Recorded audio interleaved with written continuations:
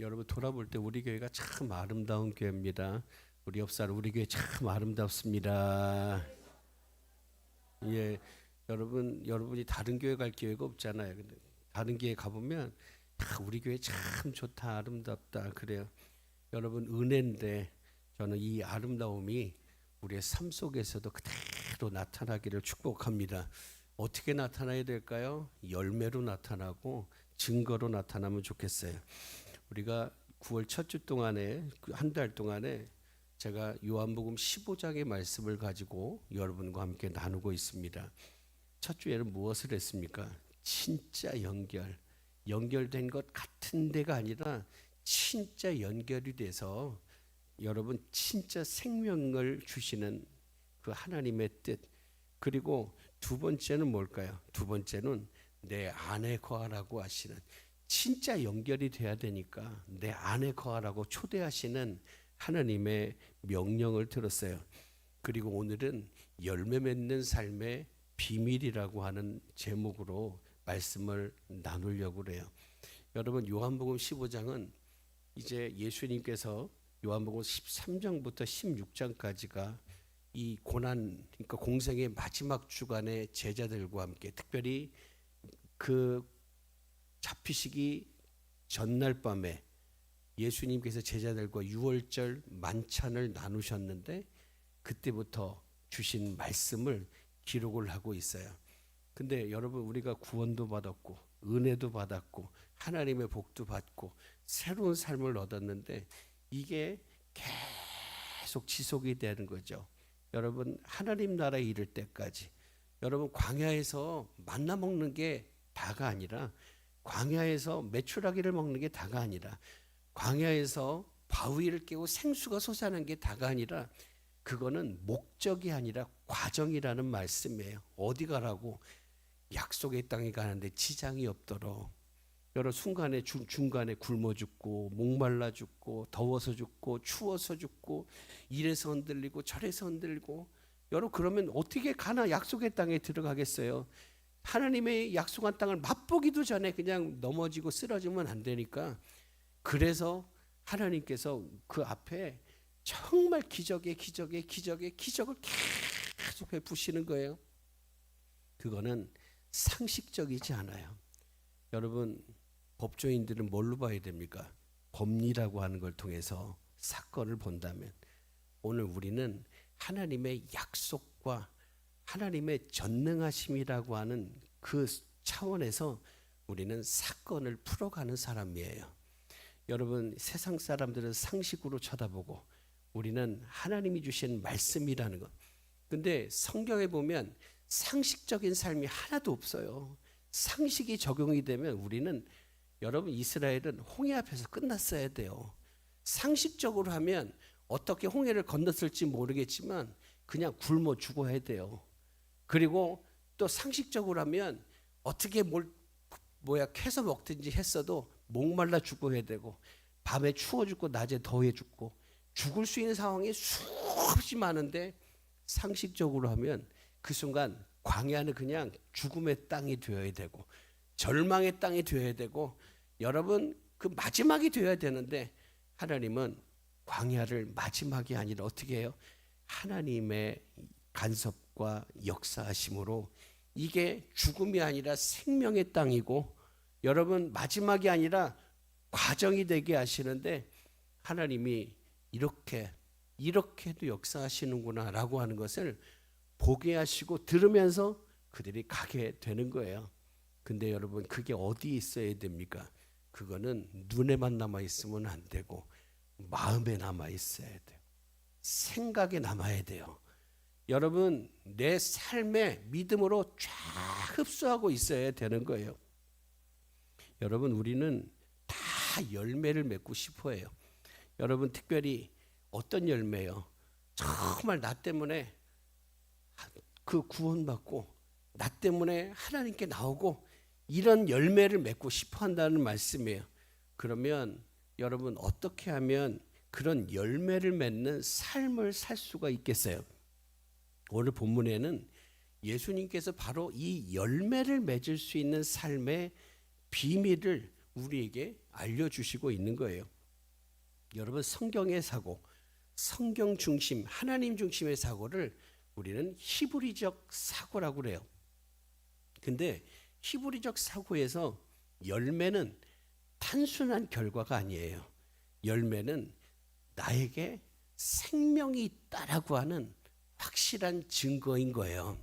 나에게 생명이 흐르고 있다. 나에게 생명이 흐르고 있다. 그래서 이 열매를 맺는 것이라고 하는 것을 증거하고 있는 거예요. 여러분, 열매는 건강한 관계의 산물이에요. 관계가 건강하니까, 여러분 믿음의 관계가 건강하니까 열매가 맺는 거예요. 그리고 열매는 결국 하나님께 영광을 돌리는 삶의 표현이 되는 거예요. 오늘 6절부터 8절 말씀에서 예수님이 우리에게 주시는 핵심 메시지가 뭐냐? 참 포도나무이신, 모든 것을 가지시고 모든 것이 준비된 포도나무이신 예수님 안에 거할 때 우리는 하나님께 영광을 올려드리는 그 삶을 자연스럽게 살게 된다라고 하는 거예요. 이게 열매 맺는 삶의 비밀이에요. 복잡한 방법론이나 특별한 기술이 아니에요. 예수님 안에 거하는 것, 그게 전부라는 거예요. 그럼 여러분, 예수님 안에 거하는 것과 열매의 관계가 뭐겠어요? 관계. 이걸 이렇게 얘기하죠. 여러분, 어떻게 말씀을 합니까? 첫째로는 예수님 안에 거하지 않으면 말라버린다는 거예요. 말라버린다. 6절에 보니까 사람이 내 안에 거하지 않으면 가지처럼 말을 하니 밖에 버려져서 사람들이 그걸 모아다가 뭐 한다고요? 불에 던져서 살라버린다. 여러분, 이거는 6절은 우리에게 주시는 예수님의 경고예요. 니네 나한테 떨어져 있으면 말라버려. 쓸모가 없어버려. 그래서 사람들이 주워다가 쓸 데가 태워버린 것밖에 없다 그래요. 근데 여러분, 이 경고가 무섭고 두려운 협박이 아니에요. 뭘까요? 자연의 법칙인데 어떻게 보면 우리는 이걸 설명을 안 해도 알아요. 왜요? 이거는 하나님이 정하신 섭리이기 때문에 상식적인 거잖아요.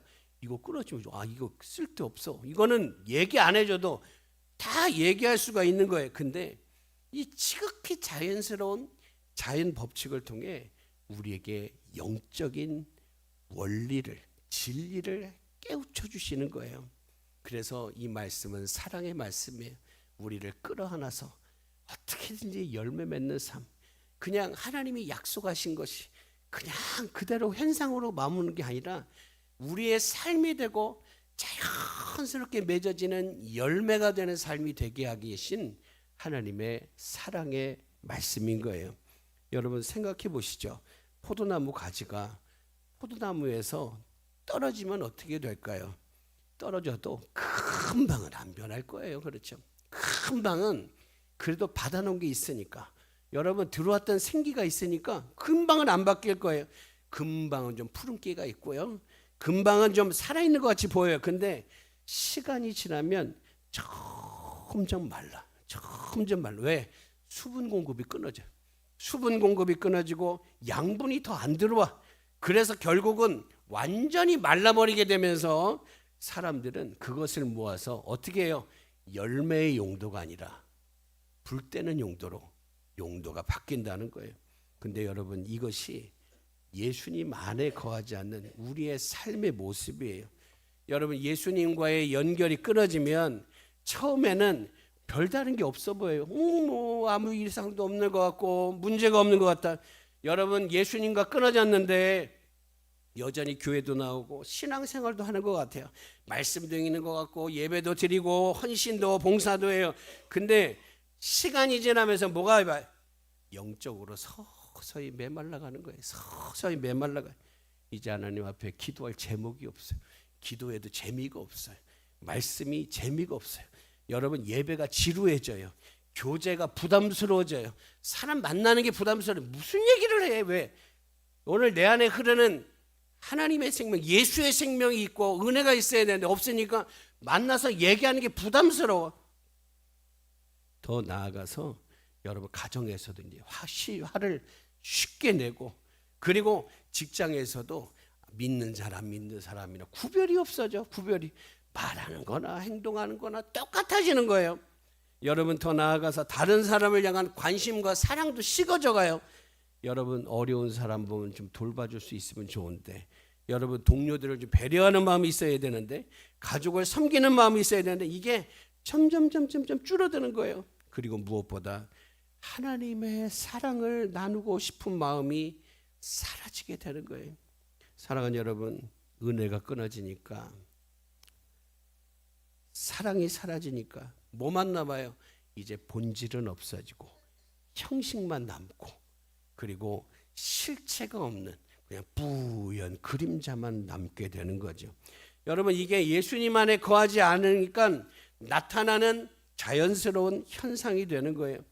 사랑하는 여러분, 우리가 예수님으로부터 떨어져 나간 가지가 되면 우리는 다른 사람들에게 생명을 줄 수 없습니다. 우리가 줄 수 있는 생명은 예수님께 받은 생명인데, 예수님께로부터 들어오는 생명인데, 이게 관계가 끊어져 버리면 내가 다른 사람에게 줄 수 있는 생명이 없어요. 여러분, 마른 가지는, 말라버린 가지는 다른 가지와 붙어 있어도 살릴 수 있는 능력이 없는 거예요. 사랑하는 여러분, 우리가 먼저 우리 자신을 돌아보아야 합니다. 나는 지금 예수님 안에 제대로 거하고 있는가? 나의 영적인 상태는 어떤가? 겉으로는 신앙생활을 하는 것 같은데 속으로는 서서히 말라가고 있지는 않은가?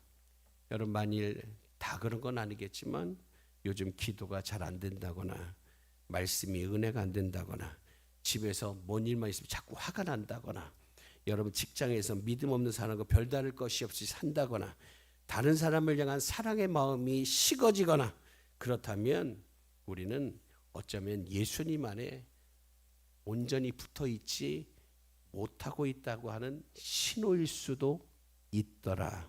근데 우리가 이런 것 때문에 또 절망할 필요는 없어요. 왜 그럴까요? 예수님이 우리에게 이렇게 말씀하시는 이유는 정죄가 아니라 우리를 더 붙어 있게 하셔서 주님께 주실 은혜를, 능력을, 그리고 약속을, 열매를 우리에게 허락하시기 위한 주님의 초대이기 때문에, 그래서 여러분, 우리가 마르는 인생이 아니라 날마다 생명력이 넘치는 그런 삶이 될 수 있도록 날마다 주님 안에 더 가까이 가야 되겠어요. 그리고 두 번째는 뭡니까? 열매 맺는 삶의 비결은 예수님 안에 거할 때 반드시 이루어지는 약속이에요. 약속. 7절에 보니까 뭐라고 합니까? 너희가 내 안에 거하고 내 말이 너희 안에 거하면 무엇이든지 원하는 대로 구하라. 그리하면 이루리라 그래요. 여러분, 얼마나 놀라운 약속이에요. 여러분, 얼마나 놀라운 약속이에요. 오늘 여러분 내 안에 거하면, 예수님 안에 거하면 그 다음에 뭐예요? 무엇이든지예요. 무엇이든지. 제한이 없어요. 제한. 무슨 우리에게 대구 안 대구의 목록을 주시는 게 아니라 그냥 무엇이든지 이렇게 얘기를 하죠. 마치 무슨 수표 같아요? 백지수표. 그냥 나에게 다 이양을 해주는 거예요. 네가 뭘 쓰든지 내가 다 해줄게. 그렇게 얘기하시는 거예요. 제한이 없어요. 제한이. 그냥 쓰는 대로 응답받는 약속이에요. 그래서 하나님의 약속은 그냥 지식으로 끝나면 안 되는 거예요. 지식으로 끝나면 안 되는 거예요. 제가 가끔씩 몇 번 정도 얘기했던 것 중에 그런 얘기가 있습니다. 여러분, 이제 우리나라에 전쟁이 있었어요. 6.25 전쟁이 있었는데, 여러분 6.25 때 유엔군들이 들어와서, 여러분 미국 군인도 많이 오고 전체적으로 다국적 군인들이 많이 들어와서 우리나라를 위해 싸웠잖아요. 싸웠어요. 근데 이제 일사후퇴를 하면서 어떤 군인이 부상을 입고 이제 어느 가정에, 시골집에 이제 숨어 들어간 거예요. 근데 갔더니 할머니가 있어. 할머니. 어떤 이제 여인 혼자 살고 있는데, 그런데 글쎄 이분이 이제 뭐 얼마나 성심성의껏 간호를 해줬든지 이제 보호해 줬든지 이 부상당한 군인이 치료를 받고 회복이 돼가지고 이제 떠나게 됐습니다. 떠나게 되면서 이 군인이 이 분에게 이렇게 하얀 종이 수표를 주고 간 거예요. 근데 그 할머니는 글씨를 몰라요. 글씨도 모르고 그게 뭔지를 몰라. 우리나라에는 뭐 그런 게 없었으니까 모르잖아요. 근데 이제 시간이 지났어요.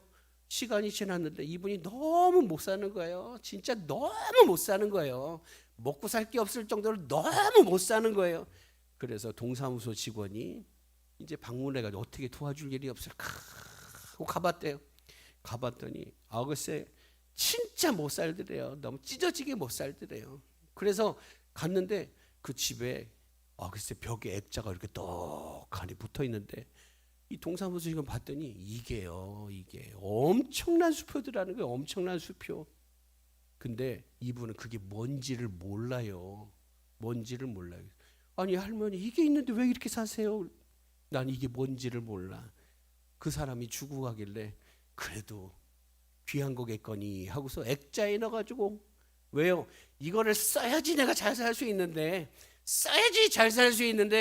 이게 쓰는 건지 어쩐 건지를 몰라가지고 그냥 벽에다 붙여놓고만 사는 거예요. 여러분 그것을 알았을 때 그것으로 이제 가난을 탈출을 하고 그랬다고 하는데 오늘 하나님도 약속은 믿음으로 쓰라고 주시는 거예요. 믿음으로 순종해서 쓰라고 주시는 거예요. 거기에 나의 소원도 쓰고 여러분 거기에다가 나의 믿음도 드리고 그래서 하나님이 주실 약속이 돼야 되는데 하나님이 아무리 약속을 주셔도 마음에 없어요. 생각에 남지를 않아요. 무슨 약속을 주셨는지 기억도 안 나요. 찾아볼 생각도 않고 붙들고 기도할 생각을 못해요. 그냥 매일매일 주시거니 당연히 있거니 하고서 살다 보니 말씀은 말씀이요 나는 나라고 하는 삶을 살게 되는 거예요. 사랑하는 여러분 오늘 주님께서 말씀에 너희가 내 안에 거하고 여러분 내 안에 거한다는 게 뭐예요? 안에 거한다는 건 주님의 주권 안에 사는 거예요. 주님의 주권 안에. 여러분 지금도 이스라엘을 가보면 이 광야가 이렇게 쫙 있어요. 거기에는 여전히 광야 속에 살아가고 있는 종족들이 있어요. 베두인이라고 하는 종족들이 있는데 일반적으로 옛날에는 아무리 작아도 단위가 1000단위, 10,000단위 막 이렇게 컸다라고 그래요. 그래서 여러분 그 안에 그 종족 안에 들어간다는 거 있잖아요. 들어간다는 건 뭘까요? 들어가면 그 족장의 권위에 순종을 하는 거예요. 족장의 말에 순종을 하는 거예요. 그러면 그 족장은 이 사람에게 있어서 생명을 보존해 주는 거예요. 그 삶을 보호해 주는 거예요. 어떤 위협이 와도 뭐가 위협이 오고 쳐들어와도 다 지켜주는 거예요. 그런 삶의 배경 속에서 내 안에 거하라. 그러면 그 다음에 그 족장의 말이 어떻게 돼요? 내 삶의 기준이 되는 거라. 내가 할 때 족장의 말대로 움직이기만 하면 그 안에서는 내 생명이고 뭐 삶이 모두 보존되니까 주님이 뭐라고 그래요? 나의 안에 거하라.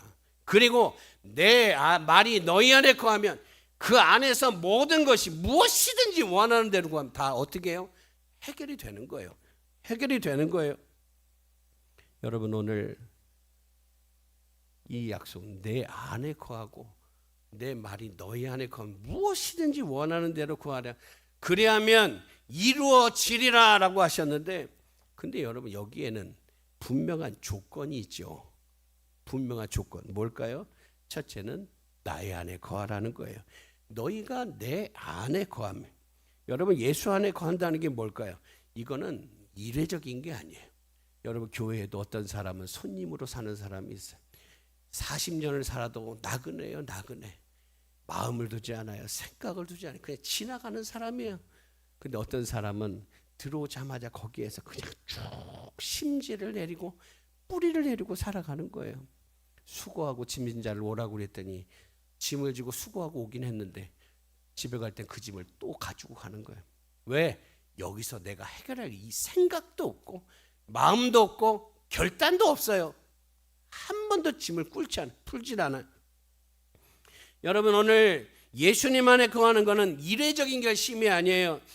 지속적이고 친밀한 관계, 한마디로 보면 삶이 되는 관계. 삶이 되는 관계. 여러분 남남이 결혼을 하잖아요. 그러면 신고를 하지 않습니다. 신고를 하면 어떻게 되죠? 이제는 가족관계라고 하는 것으로 묶여져서 증명이 나올 때 여기에는 동거인이 되고 함께하는 가족이 되잖아요. 이거는 뗄 수 없는 관계, 하나님이 붙여주신 관계가 되는 거예요. 오늘 여러분 예수 안에 거한다는 삶은 어떤 삶이에요?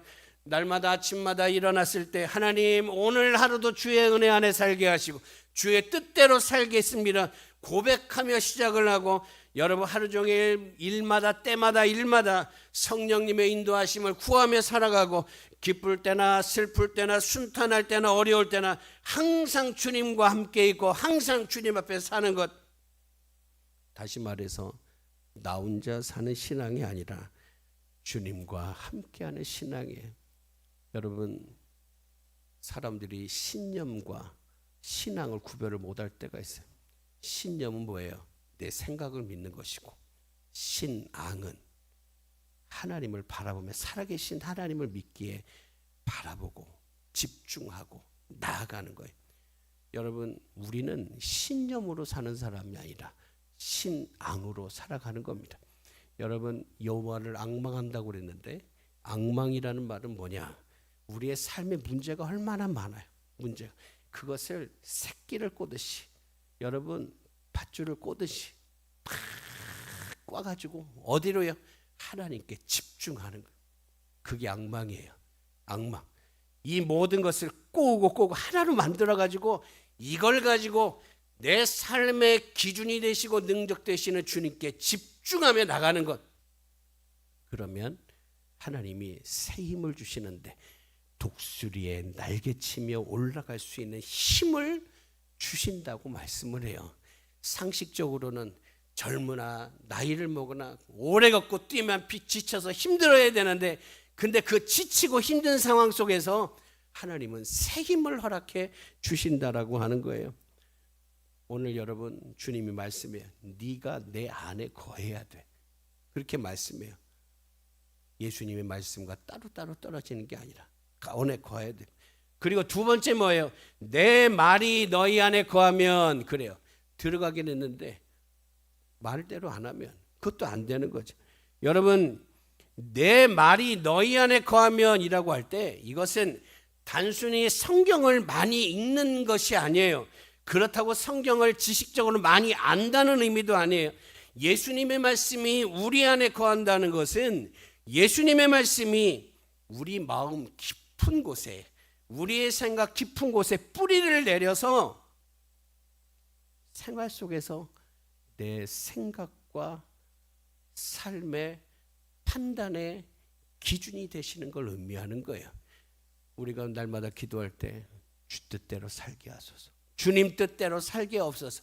근데 그 주님 뜻대로 살기 원할 때에 중요한 건 뭐예요? 그 뜻이 그 말씀이 내 삶의 기준이 되고 되어야지 그 뜻대로 사는 건데 말마다 내 생각의 기준이 되는데 어떻게 주의 뜻대로 살겠어요?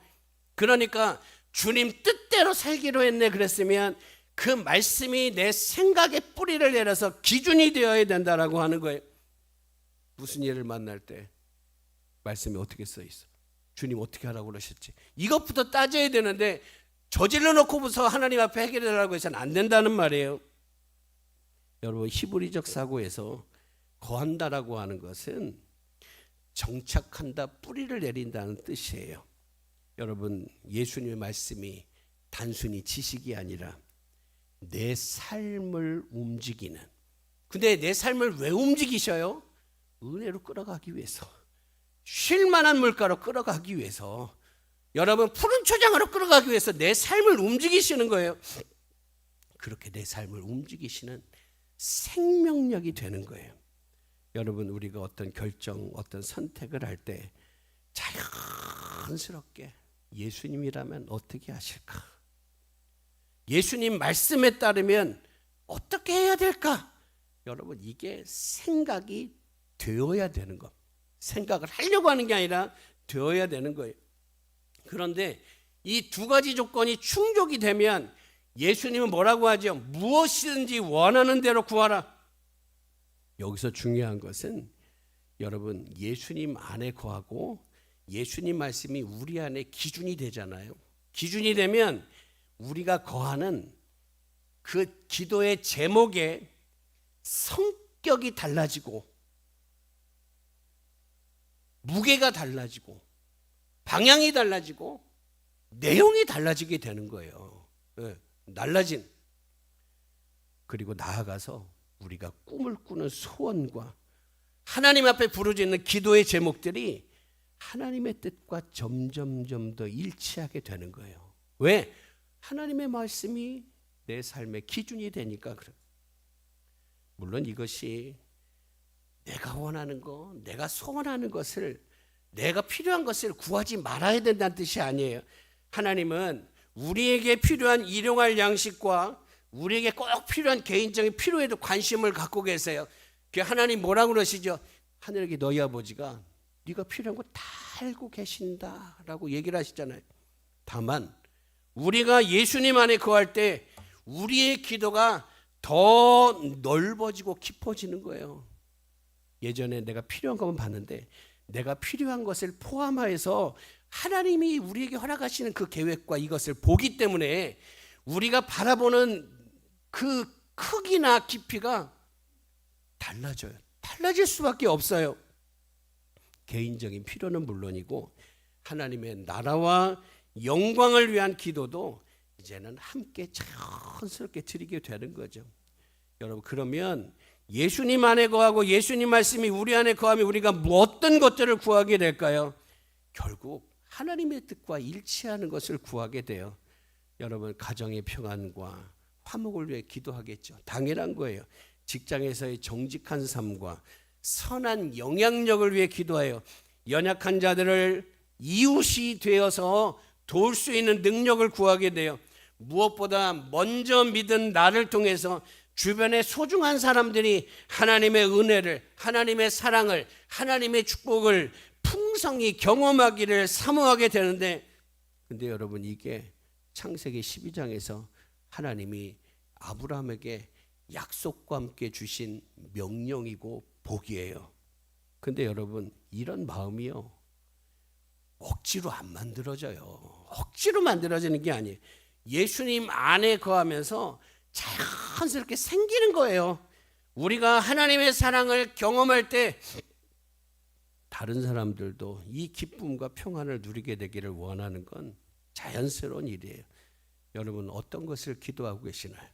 간절히 기도하는 제목이 뭡니까?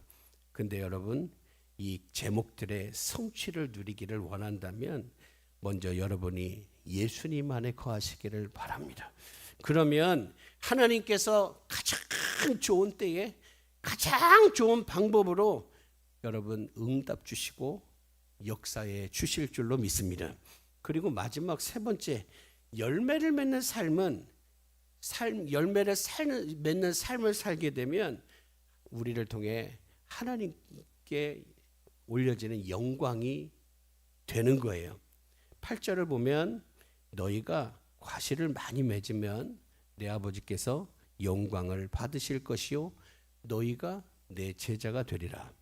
여러분, 왜 열매 맺는 삶을 살아야 됩니까? 그거는 하나님이 영광을 받으시죠. 여러분, 히브리 사고에서 모든 것의 목적은 하나님께 영광 돌리는. 근데 여러분, 그렇게 볼 때 우리의 삶도, 우리가 하는 사역도, 우리의 모든 활동도 결국은 하나님의 영광을 위한 것이 되는 거예요. 우리는 종종 일상과 사역을 구분하려고 하는데 여러분, 구분이 어떻게 돼요? 일상의 모든 게 내가 하나님의 자녀의 삶인데. 여러분, 장로님의 삶을 일상과 사역으로 구분할 수 있어요? 아니요. 내가 어디 있든지 장로고, 어디 있든지 목사고, 어디 있든지 집사고, 어디 있든지 하나님의 자녀인데 구분을 할 수가 없는 거죠. 그렇게 되면 우리의 삶은 일상이 복이 되려면 일상도 또 주의 일이 돼야 되는, 주님의 역사하심이 일어나야 되는 삶이 될 때 일상은 열매가 하나님께도 영광이 되지만 우리에게는 귀한 열매, 영광이 올려질 수 있는 삶이 되게 되는 거죠. 그러면 하나님께서 영광을 받으시는 방법이 뭐예요? 그게 열매를 많이 맺는 거래요. 여러분, 그런데 여기서 많이라고 하는 거 있죠. 그 많이라고 하는 걸 우리가 상식적으로 보면 어우 많아야 된대야. 양이 많아야 된대. 어우 어떡하지? 이렇게 할 수 있잖아요. 근데 이거는 단순히 우리가 생각하는 많은 걸 의미하는 게 아니라 풍성하고 지속적이고 다양한 열매를 의미하는 거예요. 많이라고 하는 거는 지속적이고 풍성하고 다양한 열매를, 여러분 하나님이 은혜를 한 개만 주시던가요? 하나님이 능력을 하나만 주시던가요? 지혜를 하나만 주시나요? 우리 일상에 한 개만 돼요? 아니요. 우리의 삶의 범사에 얼마나 다양한지 몰라요. 그러면 하나님이 그에 맞는 것을 풍족히 허락해 주시는데 열매를 많이 맺게 하시는 그런 은혜를 우리에게 주시기를 원하신다는 거예요. 그러면 우리가 맺어야 될 열매는 뭘까요? 열매는 여러분 우리의 삶의 모든 영역에서 맺어지고 있고 또 맺히고 있어요. 여러분 어떤 열매예요? 첫째는 성품의 열매죠. 갈라디아서 5장 22절 23절을 보면 성령의 열매가 9가지가 나오는데 여러분 그 열매는 어디에서부터 열매 맺는 거예요? 마음에서. 주님을 마음에 모시고 주님의 뜻대로 살다 보니까 그 안에 자연스럽게 내 마음이 주님의 마음과 같아지는 거예요. 근데 여러분 이런 성품이, 변화된 성품이 가정과 직장과 학교와 사회에서 자연스럽게 나타나잖아요. 그럼 사람들이 우리를 보고 뭘 느낄까요? 저 사람에게는 우리에게 없는 뭔가 다른 것이 있구나라고 느끼게 되는 거예요. 그리고 그것을 갈급하게 되는 순간이 있는데 그 순간이 우리의 삶과 맞물릴 때에 그는 우리에게 이렇게 물어요. 당신한테 내게 없는 게 있는 것 같은데 그걸 어떻게 할 수 있어요? 라고 물어보죠. 여러분 근데 그게 되기 위해서는 우리의 삶이 통로가 되는 거예요. 두 번째는 어떤 열매일까요? 관계의 열매죠. 여러분 예수 안에 있으면, 하나님이 말씀이 우리 안에 있으면 가족과의 관계, 친구와의 관계, 동료와의 관계가 더 아름다워져요. 저는 먼저 우리와의 관계가 더 아름답기를 축복합니다. 서로가 행복하게 바라볼 수 있는, 뿌듯하게 바라볼 수 있는, 아주 우리 아이들 보면 대견하게 바라볼 수 있는, 정말 사랑스럽게 바라볼 수 있는 관계가 여러분 우리 안에 이루어지기를 바랍니다. 그리고 세 번째는 직업과 사역의 열매죠. 여러분 우리가 맡은 일을 더 성실하게, 더 정직하게 감당하게 되는 거예요. 근데 그렇게 되면 어떻게 되죠? 더 신뢰받는 사람이 되는 거예요. 저는 여러분들이 여러분 직장에서, 사회 속에서, 관계 속에서 없어서는 안 되는 사람이 되기를 축복합니다. 꼭 있어야 되는 사람. 근데 그게 하나님의 은혜 안에 되어야 되겠어요. 그리고 마지막 뭐예요? 영향력의 열매죠. 그게 복음이 돼야 돼요. 왜? 우리에게 있는 분은 누구예요? 주님이시니까. 우리에게 있는 건 주님의 말씀이니까 우리에게 나가는 영향력은 당연히 복음의 영향력이 되어야 되는 거예요. 여러분 때때로 요즘에는 어떤 삶입니까? 말보다 이제는 삶 자체가 감동이 되어야 되는 삶이죠. 감동이 되는 삶. 묵묵히 도와주고 섬겨주고 사랑하는 게 이제 사회에 선한 영향력이 되는 거예요. 여러분 근데 이 모든 것의 자연스러운 결과로 복음이 전해지는 열매가 맺게 되는 거예요. 우리가 이런 삶을 살 때 우리에게 관심을 갖게 되고 사람들은 우리의 삶에 궁금증을 갖게 돼요. 그때 우리는 자연스럽게 복음도 전하게 되죠.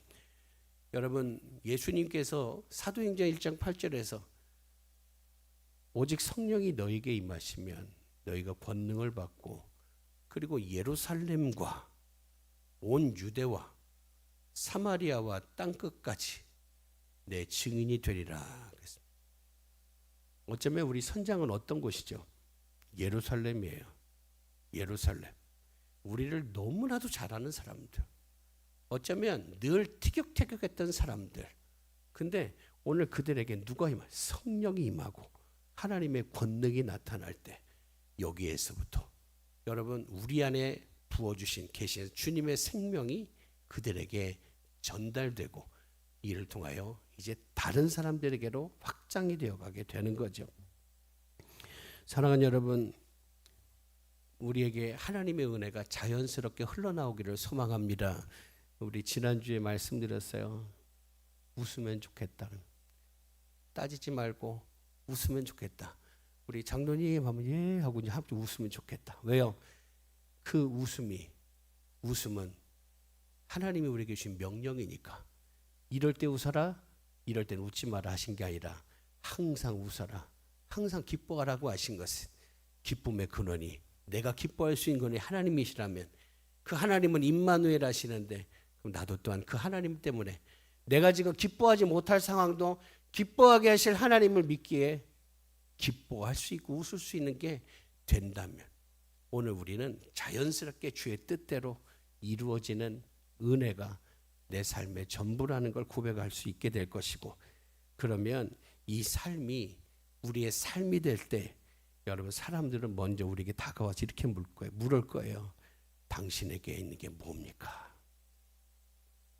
그렇게 묻게 될 거예요.